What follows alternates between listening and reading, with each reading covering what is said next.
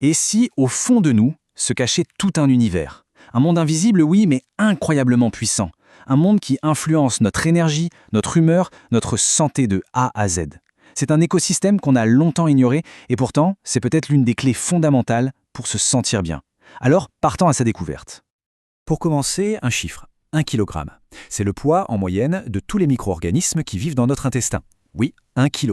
C'est quasiment le poids d'un organe à part entière. Un partenaire silencieux qui bosse pour nous sans relâche. Et attention, ce n'est pas tout. En termes de complexité, c'est encore plus fou. Le matériel génétique de tout ce petit monde est au moins 150 fois plus grand que notre propre génome humain. 150 fois! Imaginez un peu le potentiel, toutes les fonctions que ça représente pour nous chaque jour. Justement, cette exploration, cette quête de réponses pour comprendre les causes profondes de certains maux, c'est le cœur de notre démarche. Si ça vous parle, si vous voulez aller plus loin, je vous invite à rejoindre la newsletter Corps Centenaire. C'est une ressource où l'on partage chaque semaine des stratégies concrètes basées sur la science pour la vitalité et la longévité. Bon, alors, qui sont-ils vraiment ces habitants microscopiques? C'est ce qu'on va voir tout de suite. Le microbiote, en fait, c'est très simple. C'est l'ensemble de la communauté de micro-organismes qui vit dans notre système digestif. On l'appelle souvent l'organe caché. Pourquoi? Parce que même s'il est invisible, son activité est si importante, si essentielle, qu'il fonctionne vraiment comme un organe en parfaite collaboration avec notre corps. Et cet écosystème est super diversifié. On y trouve principalement 4 grandes familles de bactéries. Il faut voir ça un peu comme les 4 piliers d'une maison. Pour que tout soit stable et solide, il faut un bon équilibre entre ces 4 piliers. Mais le plus fascinant, c'est que même si on partage tous un noyau commun de bactéries, la composition exacte de notre microbiote est absolument unique. C'est une vraie signature personnelle, comme une empreinte digitale. Elle est façonnée par notre génétique, bien sûr, mais aussi par notre histoire, notre mode de vie. Ok, on a compris ce que c'est. Mais concrètement, à quoi il sert? Eh bien, cet organe a de vrais super pouvoirs pour nous aider au quotidien. En gros, il a 3 missions capitales, 3 piliers de notre santé. D'abord, il nous aide pour la digestion et la nutrition. Ensuite, il est crucial pour notre système immunitaire. Et enfin, il communique en permanence avec notre cerveau. On va regarder ça d'un peu plus près. Côté nutrition, c'est un partenaire de choc. Il y a certaines fibres, par exemple, que notre corps seul ne sait pas du tout digérer. Eh bien, notre microbiote, lui, il s'en occupe. Il nous aide à en tirer de l'énergie.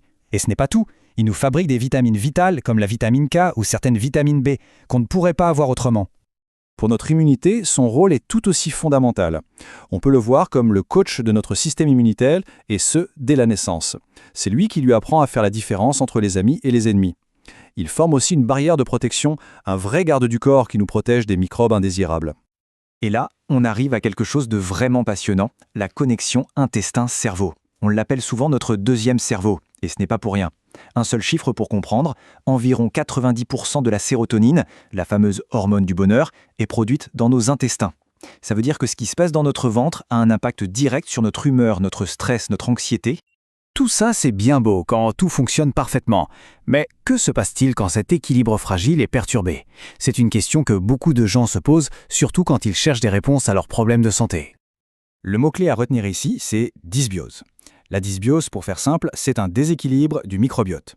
Ça peut vouloir dire qu'on perd en diversité ou que des bactéries moins sympathiques prennent le dessus. Bref, la belle harmonie est rompue. La différence est claire. D'un côté, on a l'état de santé, le biose. Là, l'écosystème est diversifié, équilibré, résistant. Et de l'autre, la dysbiose. Là, c'est l'inverse. L'écosystème s'appauvrit, il devient instable et très souvent, il génère de l'inflammation.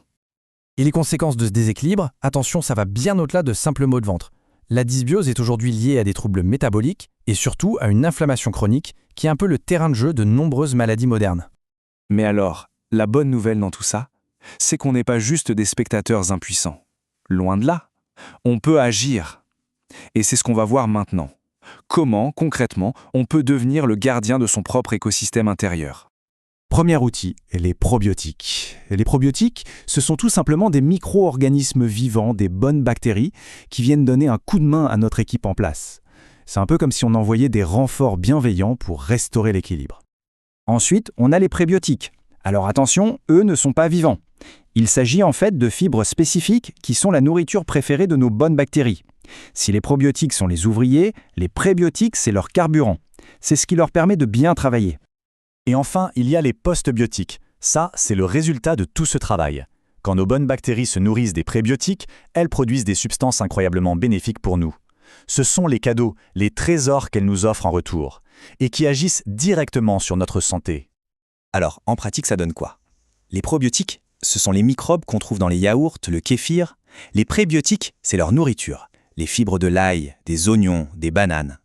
Et les postbiotiques, ce sont les bienfaits qu'ils créent. L'idéal, c'est de jouer sur ces 3 tableaux pour un écosystème en pleine forme. Et vous savez, cette idée n'a rien de révolutionnaire. Ça fait plus de 2000 ans qu'Hippocrate, le père de la médecine, disait déjà « Toute maladie commence dans l'intestin ». Ce qui est incroyable, c'est que la science d'aujourd'hui ne fait que confirmer, avec des preuves de plus en plus solides, cette sagesse ancestrale. Le point le plus important à retenir, c'est qu'on a les cartes en main. Ce n'est pas une fatalité. Chaque repas, chaque choix est une opportunité de prendre soin de cet univers intérieur. La question n'est donc plus de savoir ce qu'est le microbiote, mais plutôt, maintenant qu'on a fait connaissance avec lui, comment allons-nous choisir, au quotidien, d'en être les gardiens.